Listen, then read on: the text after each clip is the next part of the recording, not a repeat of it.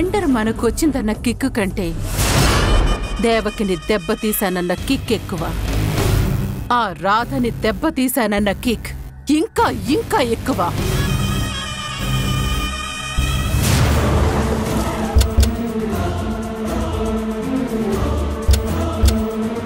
ఈ పాటికి దేవకి ఇంట్లో రచ్చ రచ్చవుతూ ఉంటుంది. రాధని దోషిని చేసి ఇంట్లో నుంచి పంపించేస్తారు. రాధ ఇంట్లోంచి వెళ్ళిపోతే ఆ దేవకిని దెబ్బ కొట్టడం ఇంకా ఈజీ అయిపోతుంది.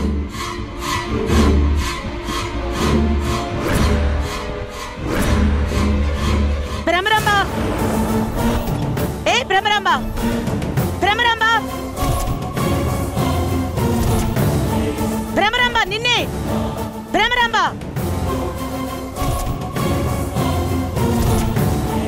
భ్రమరాంబ.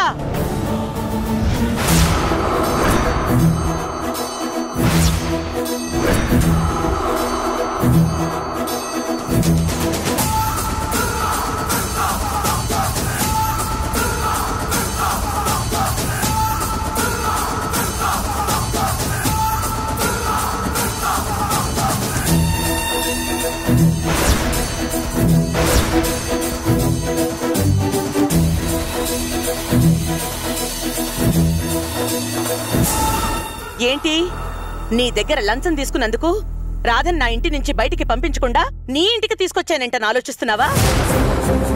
అంత ఈజీగా రాధని బలి చేయగలవని ఎలా అనుకుంటున్నావు? రాధ తెలివితేటల మీద తక్కువ అంచనా వేశావా, లేక రాధ మీద నాకున్న నమ్మకాన్ని తక్కువ అంచనా వేశావా? ఈవిడ గురించి ఈవిడే ఎక్కువ అంచనా వేసుకున్నట్టుంది మేడం. భ్రమరాంబ, మన గురించి మనం ఎంతైనా అంచనా వేసుకోవచ్చు, కానీ ఎదుటి వాళ్ల గురించి తక్కువ అంచనా వెయ్యకూడదు కదా. యాక్చువల్లీ నా ప్లేస్ లో వేరెవరైనా ఉండుంటే నువ్వు అనుకున్నది జరుగుండేదేమో. అంతెందుకు, నేను నమ్మేశా. వాళ్ల నాన్నని కాపాడుకోవడం కోసం అవసరానికి తప్పనిసరి పరిస్థితుల్లో నువ్వెరవేసిన డబ్బుకి లొంగిపోయిందని నేను పొరపాటు పడ్డాను. కానీ రాధ తెలివితేటలు, తను చేసే ప్రతి పనులు, అడుగడుగునా తను తీసుకునే జాగ్రత్తలు తను నిర్దోషం రుజువు చేశాయి. రాధా, నేను తప్పు చేశానమ్మా. ఆ కాసేపైనా నిన్ను తప్పుగా అర్థం చేసుకుని తప్పు చేశాను. అయ్యో, మీరేంటి మేడం ఇలా? తప్పదు రాధా. ఇదిగో ఇలాంటి గుంట నక్కలు మన చుట్టూ ఉన్నట్టు మర్చిపోతే మన నీడనే మనం అనుమానించే పరిస్థితి వస్తుంది.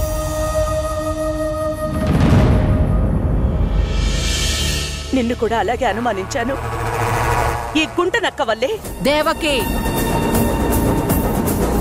మాటలు మర్యాదగా రాని. ఛీ, నోర్మై!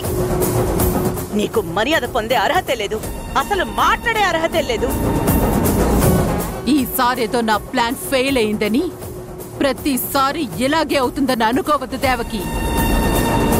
ఎప్పటికైనా ఈ రాధని నీ నుంచి దూరం చేస్తాను. నిన్ను చావు దెబ్బతీస్తాను. చచ్చిపోతావు, చచ్చిపోతావు, చచ్చిపోతావు.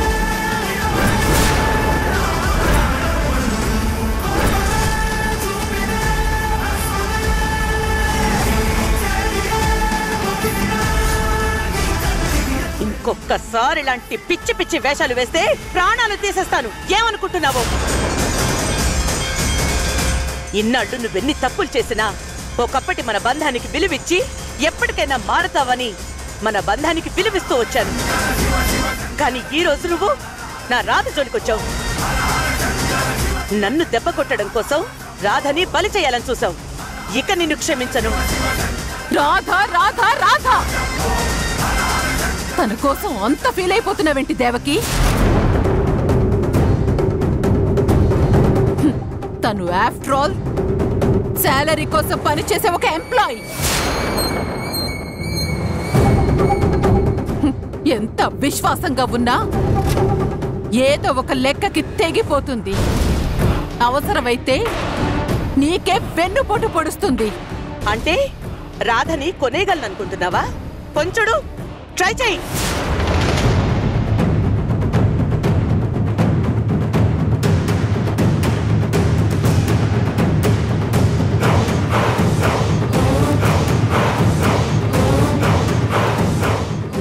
కూడా అది కుదరదు అని తెలుసు భ్రమరాంబ.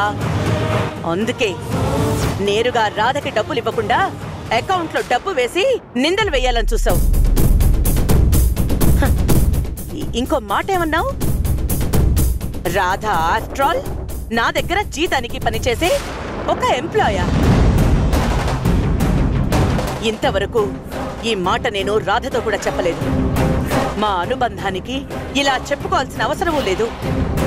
కానీ నీలాంటి వాళ్ళకి తెలిస్తే పిచ్చి ప్రయత్నాలు మానుకుంటారు కదా అని ఇప్పుడు చెప్తున్నాను.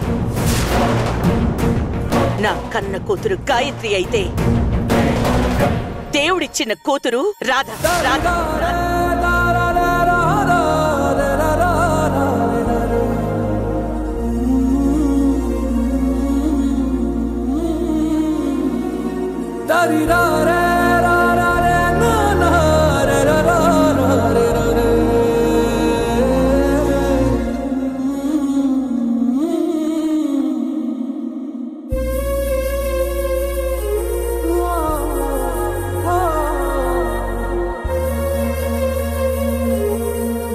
గాయత్రి విషయంలో ఏదైనా జరిగితే ఎంత బాధపడతానో, ఎలా రియాక్ట్ అవుతానో, రాధ విషయంలో కూడా అలాగే రియాక్ట్ అవుతాను. తన బిడ్డల జోలికి వచ్చే పాముని వేటాడే డేగలాగా వేటాడేస్తాను.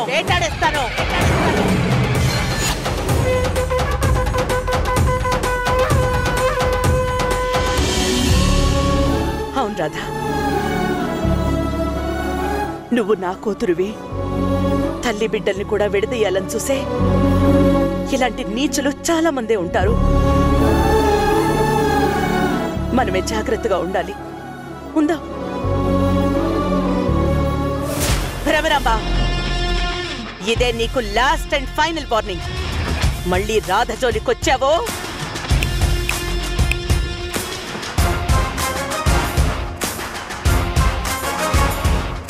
పదమ్మా. అవును, నీ అకౌంట్లో ఎంతేసింది? 20 లక్షలు మేడం. పాపం, ప్లాన్ చెడిపోయిన బాధలో ఉంది. డబ్బులు కూడా పోతే ఇంకా డిప్రెషన్లోకి వెళ్ళిపోతుంది. భ్రమరాంబ, నువ్వేం టెన్షన్ అవ్వద్దు. నీ 20 లక్షల ట్రాన్స్ఫర్ నీకు చేసేస్తానులే. మేడం వద్దు మేడం. ఏదైనా తప్పు చేస్తే కోర్టులో ఫైన్ వేస్తారు కదా. మన పట్ల ఈ భ్రమరాంబ చేసిన తప్పుకి ఈ 20 లక్షలు ఫైన్ మనం వేద్దాం. మళ్ళీ ఇలాంటి పని చేయాలంటే ఇది గుర్తొచ్చన్నా ఆగిపోతుంది.